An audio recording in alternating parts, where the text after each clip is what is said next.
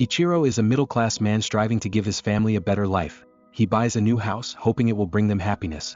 But instead of appreciation, his family criticizes the house for being smaller than the neighbors. To celebrate the move, Ichiro brings home sushi, only to be met with cold indifference. His family refuses to eat takeout and leaves him behind to dine at a restaurant. He ends up celebrating alone. At work, Ichiro proposes a new energy drink sales project, only to have it rejected by his boss. Ironically, the company suffers major losses from the chosen alternative. Ichiro is forced to apologize in front of everyone, and the manager publicly berates him without mercy. After this awful day, Ichiro witnesses a thug assaulting a man who looks eerily like himself. Terrified, he runs away, only to bump into his daughter, who calls him a coward, as he sits alone outside the house. A stray dog named Hanako approaches him. She appears to have been abandoned, and Ichiro feels an inexplicable bond with her. But when his wife sees the dog, she immediately tells him to get rid of it and hands him a medical report, urging him to schedule a follow-up appointment. Soon after, the doctor delivers devastating news. Ichiro has terminal cancer with only about 3 months left to live. He tries calling his wife, but she doesn't answer. He then calls his daughter. Again, no response. That evening, as he attempts to share the news over dinner, his family continues to bicker and complain about trivial matters. His wife even orders him to get rid of the dog, showing zero concern for his emotional turmoil. Ichiro takes Hanako out for a walk, haunted by a single thought. Will his family even cry when he dies? He softly apologizes to Hanako and tries to leave her behind, but she refuses to let go, following him persistently. At that moment he realizes, Hanako is the only being in the world who truly cares about him. He repeatedly apologizes to her for trying to abandon her.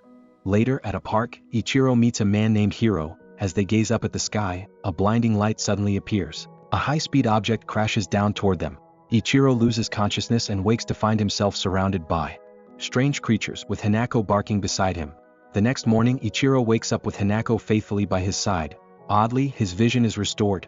He no longer needs glasses. But when he goes to eat breakfast, he notices food has no taste and he's unbearably thirsty, drinking water from a fountain non-stop. Back in his room, his left hand begins to smoke and morphs into a large firearm, which fires a shot at the soup bowl.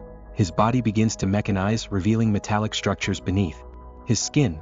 Just as he begins to calm down, his wife walks into the room. Meanwhile, Ichiro discovers that his daughter, Mary, is classmates with Hiro, the same man he met in the park. Hiro visits his friend Choco to demonstrate his newfound powers, effortlessly shooting a bird out of the sky with just his finger. In an underground parking lot, he shows he can control cars with his mind and reveals his own mechanical body. On the other side of town, Ichiro finds an injured pigeon after work. When he picks it up, he discovers he can miraculously heal it. Hearing cries of pain in the distance, he rushes to a hospital where a gravely ill boy is near death. Ichiro places his hand on the child and successfully brings him back to life. Watching the boy reunite with his mother fills Ichiro with a deep sense of joy. He has finally been able to help someone. At the same time, Hiro confronts the bullies who once tormented him. He demands they return the money they stole and apologize. He grabs one of them by the arm, forcing compliance, and raises his finger to shoot, only to be stopped just in time by Choco. His behavior catches the eye of a girl named Cheyenne, who openly confesses her feelings for him. Hiro thanks her with a smile and walks away. The story reveals that Hiro's mother was abandoned after his father's affair. Despite this, she still cares deeply for Hiro and encourages him to reconnect with his father. Hiro visits his father's house and joins his new family for dinner. But rather than comfort, the scene only fuels Hiro's anger. He believes this happiness should have belonged to his mother. While playing with his half-brother, Hiro points his finger at him, nearly pulling the trigger.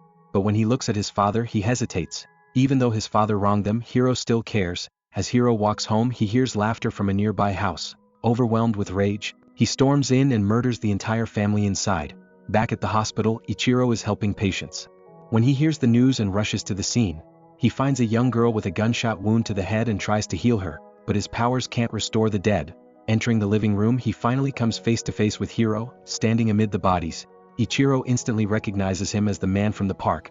Before he can say a word, Hiro launches him across the room with a single strike. Though thrown violently, Ichiro gets up without injury and runs outside, watching helplessly as Hiro flies off into the sky. Later, Choco confronts Hiro, beginning to suspect that he is the one responsible for the family's murder. All of the victims were killed by gunshots, yet not a single bullet was found at the scene. Hiro calmly admits to the murders, declaring that he has now become a god. He insists that strangers die every day, and there's no reason to mourn people we don't know. Choco is horrified by this mindset and steps back in disbelief. He tells Hiro that they're no longer friends, and runs away, refusing to associate with a killer. Hiro returns home, only to learn that his mother wants him to move in with his father. She reveals she has been diagnosed with terminal cancer, deemed inoperable by doctors. Hiro clutches her tightly, breaking down in tears, vowing that he will never let her die. Meanwhile, Ichiro comes home and tells his family he's been demoted at work. His wife loses control, yelling at him over their mortgage. His daughter joins in, criticizing him for being useless. Ichiro is consumed with shame and doubt. He can't even protect his own family, so how can he possibly stop a killer or help others? Just then he hears Choko's desperate prayer. Someone, anyone, please stop his murderous friend. Realizing he can't sit idly by any longer, Ichiro resolves to act. He transforms into his mechanical form, takes Hanako and launches into the sky. Ichiro meets Choko at the park. They discuss what happened that fateful night. Choko theorizes that both of them were altered by aliens, that's why they have these powers. He suggests training Ichiro using the same abilities Hiro demonstrated. They head to an abandoned lot where Ichiro tries to shoot energy blasts at metal cans. As expected, the older man is clumsy and underpowered. He has a long way to go before he can face Hiro in combat. Elsewhere, Hiro takes his mother back to the hospital for a follow-up. Miraculously, all traces of cancer are gone. The doctor suspects Hiro's power may have healed her. On their way home, Hiro encourages his mother to travel and enjoy life. He promises to make her happy. After all, she suffered enough. But that joy is short-lived. A group of police officers shows up at their door, asking Hiro to cooperate with the murder investigation. He immediately flees, with his mother calling after him in panic. He hurls the officers aside like rag dolls and flees into a parking garage, where he kills 3 more using his powers. Even gunfire can't stop him. He leaps down the stairwell and disappears into the night sky. Hiro becomes a nationally wanted fugitive. His face is all over the news. With nowhere to go, he's lucky to be found by Cheyenne. Despite knowing who he is, Cheyenne chooses to shelter him. She lives with her grandmother, the only family she has left. Her parents died of illness years ago, and she doesn't believe she'll live much longer herself. Meanwhile, Ichiro's training starts to show progress, but the exertion leaves him exhausted. Overwhelmed with thirst, he drinks a company energy drink. Choko speculates that water might be the source of their power. Each time they use their abilities, they're left dehydrated. Ichiro's body begins to react violently, spewing fluid just like it did when he drank soup earlier. Choko theorizes it might be linked to sodium content, suggesting this could even be used as a weapon in combat. One night, Hiro sees a news broadcast blaming his mother for his crimes. She apologizes repeatedly on camera, but no one shows her any compassion.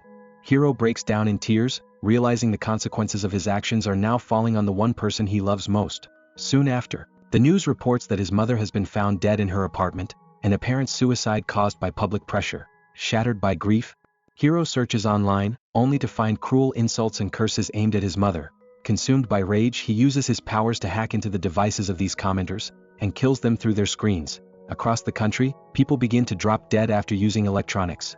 The next morning, Shine finds Hiro sleepless. She tries to comfort him, but he confesses that he killed many people the night before. He transforms in front of her, hoping to scare her away, but Shine refuses to believe the man she loves is a monster. Hiro lifts her into the sky and asks if she's afraid now. She replies that the only thing she fears is losing him.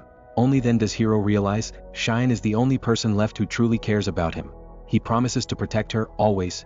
Finally at peace, he falls asleep in her arms. Shine smiles and says that Hiro is actually very human. She walks into the kitchen, only to suddenly feel a strange presence. Turning around, she finds armed soldiers aiming their guns at her.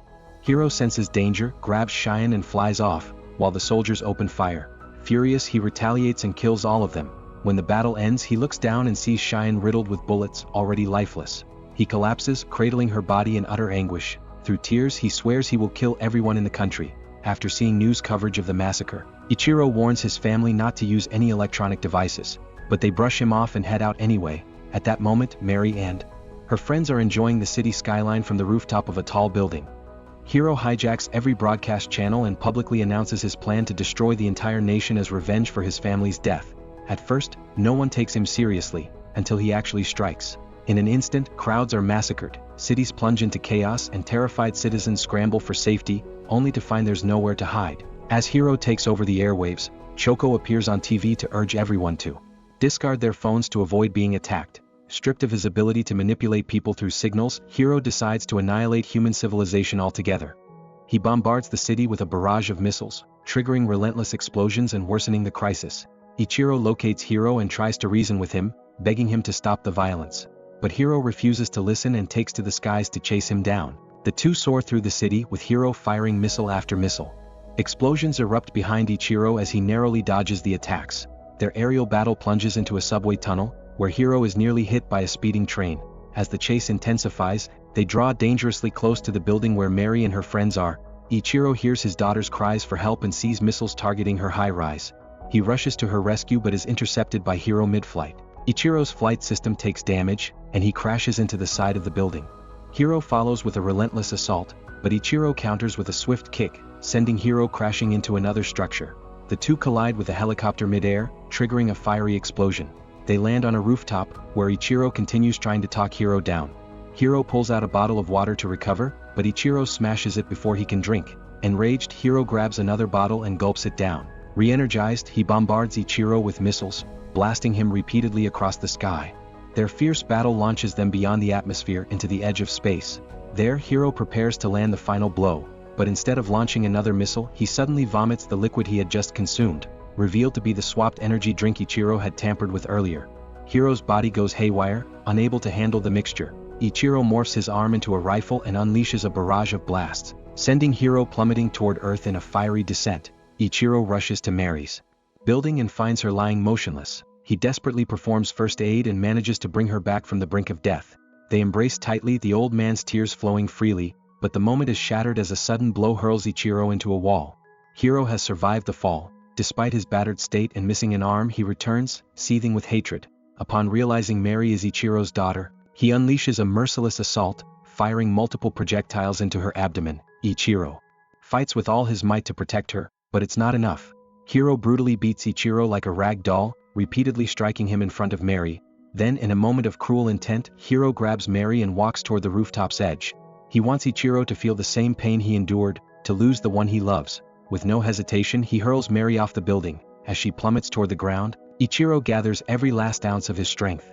In a final, desperate surge, he rockets toward Hiro, snapping his arm with a powerful charge, and then dives after Mary. He catches her just before impact and uses his abilities to heal her wounds. Mary awakens and looks up at him, realizing at last, her father is the superhero she'd always dreamed of. With no time to rest, Ichiro takes to the sky again, determined to save more innocent lives. The government later announces that Hiro is dead. However, at the scene, only strange fragments of metal are recovered. No body is ever found. Back home, Ichiro sits at the dinner table with his family as if nothing has changed, but Mary now sees him with new eyes, not just as a father but as a true hero. Meanwhile, Choco returns to his apartment and is shocked to find Hiro still alive, though missing an arm. Despite everything, he's overjoyed to see his friend survived and invites him to play the newest game. But when he turns to grab the console, Hiro is already gone, knowing full well that staying would only endanger the one friend who still cares for him. If you enjoyed the recap, please leave a like and subscribe, and don't forget to turn on notifications so you can watch more videos like this. Thanks for watching.